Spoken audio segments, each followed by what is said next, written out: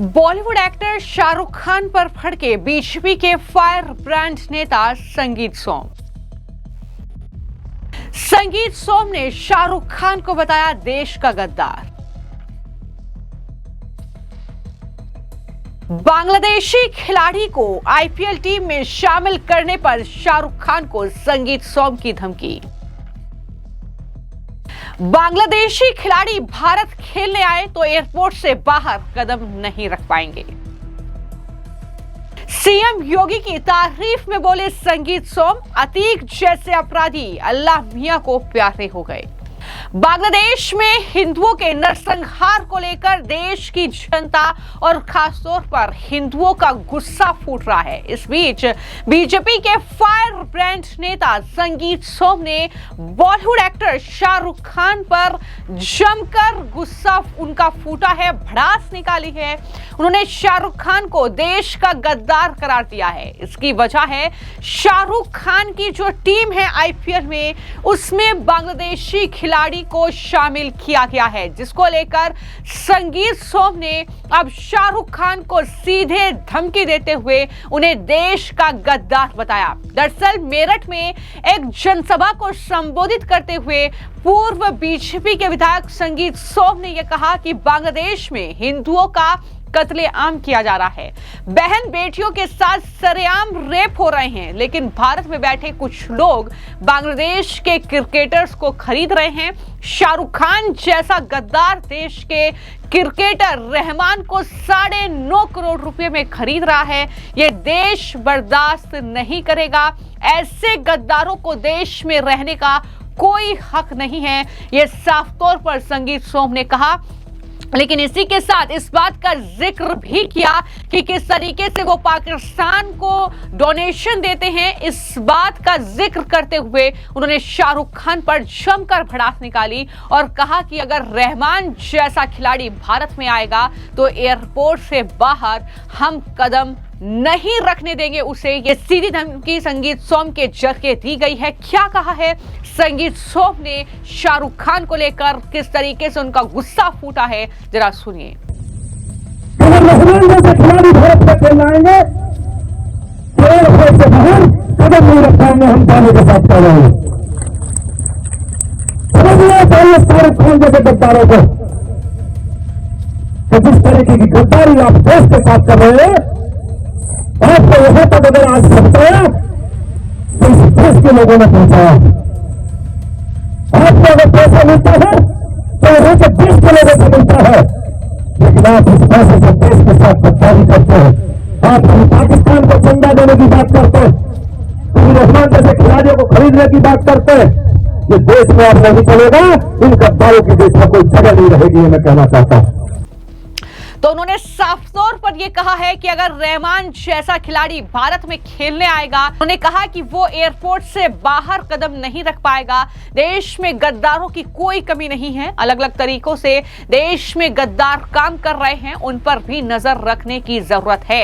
यानी जिस तरीके से बांग्लादेश में हिंदुओं पर अत्याचार हो रहा है, उन्हें सरेआम मारा पीटा जा रहा है, सरेआम जो है उनके साथ यौन उत्पीड़न की घटनाएं हो रही हैं, जिस तरीके से उन्हें निर्मम हत्या उनकी की जा रही है, उसको लेकर ही संगीत सोम आग बबूला नजर आए और उन्होंने शाहरुख खान को लेकर ये तमाम बातें कही।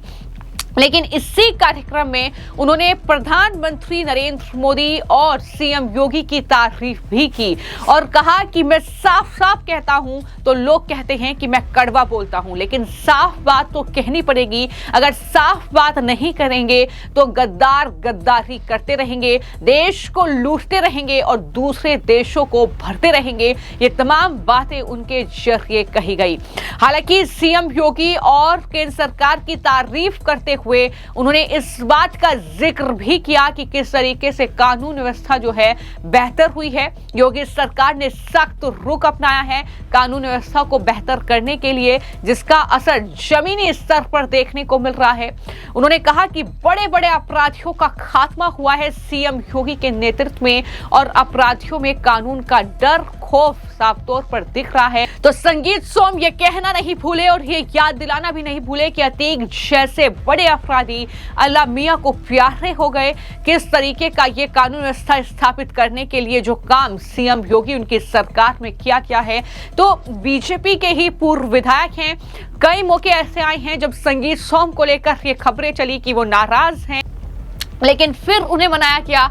और इसके बाद अब संगीत सोम जो कि अपने बयानों के लिए जाने जाते हैं, जो बयान देते हैं वो सुर्खियां बन जाते हैं। और एक बार फिर से जब शाहरुख खान पर देवकीनंदन ठाकुर का गुस्सा फूटा, तो उसके बाद संगीत सोम भी सामने आए और उन्होंने भी ये साफ तौर पर कहा कि बांग्लादेश हमारे ऊपर इस तरीके का अत्याचार कर रहा है और हम उनके देश के खिलाड़ियों को आईपीएल टीम में शामिल करने के लिए 9 करोड़ रुपए में खरीदे, तो ये गद्दारी है देश के साथ। हम दूसरे देश में पैसा क्यों भर रहे हैं, ये तमाम बातें उनके जरिए कही गई है। बता दें कि कोलकाता नाइट राइडर्स जो कि शाहरुख खान की टीम है आईपीएल में, उन्होंने क्रिकेटर रहमान जो है बांग्लादेश के, उसे 9 करोड़ रुपए में खरीदा है, जिसको लेकर अब कहीं ना कहीं संगीत सोम का ये गुस्सा उन पर फूटा है। भारतीय जनता पार्टी की सरकार जब से देश में आई, देश के यशस्वी प्रधानमंत्री नरेंद्र भाई मोदी जी ने जिस तरीके से काम करना शुरू किया, आज विरोधी बौखलाए हुए हैं। आप देख रहे हैं जिस तरीके से सरकारी आवास बना के देने का काम किया। 80 करोड़ लोगों को पिछले कई सालों से राशन फ्री देने का काम किया। घर घर शौचालय बनाने का काम किया। हर मां को फ्री सिलेंडर और कनेक्शन देने का काम किया। इतनी सुविधाएं, इतनी व्यवस्थाएं जो पहले भी हो सकती थी, देश में कभी नहीं हुई, क्योंकि कांग्रेस ने केवल लूटने का काम किया, कभी लोगों को देने का काम नहीं किया। उन्होंने केवल अगर कोई काम किया तो अपना घर भरने का काम किया, वाड्रा परिवार को बड़ा बनाने का काम किया, देश को लूटने का काम किया और देश को हमेशा नीचा दिखाने का काम किया। आज देश के यशस्वी प्रधानमंत्री जब पूरी दुनिया के किसी देश में जाते हैं, तो अमेरिका जैसा देश भी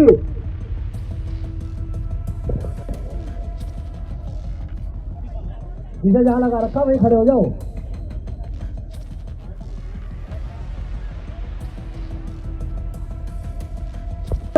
उस व्यवस्था से 1.5 गुना बैठे हैं। बराबर का ग्राउंड, आप इधर बैठी है कुर्सी पे, उधर दरे बिछाए हुए, उधर भी फुल ग्राउंड हो गया है। भोजन चल रहा है, कुछ माताएं बहनें भोजन कर रही है।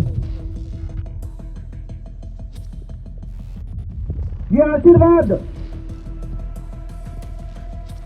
आपका भारतीय जनता पार्टी को मिलता है।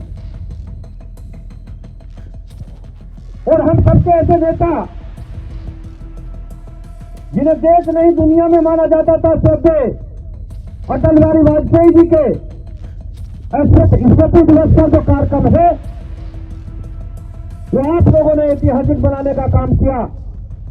मैं आपको फिर हाथ जोड़ के प्रणाम करता हूं। तो सरगना विधानसभा का कार्यक्रम हमने सोचा थोड़ा ठीक किया जाए। हर बूथ से अपनी माताएं बहनें बुलाई जाएं, लेकिन मुझे नहीं पता था कि आपका प्यार दुलार। तो सरगना विधानसभा का कार्यक्रम हमने सोचा थोड़ा ठीक किया जाए। हर बूथ से अपनी माताएं बहनें बुलाई जाएं,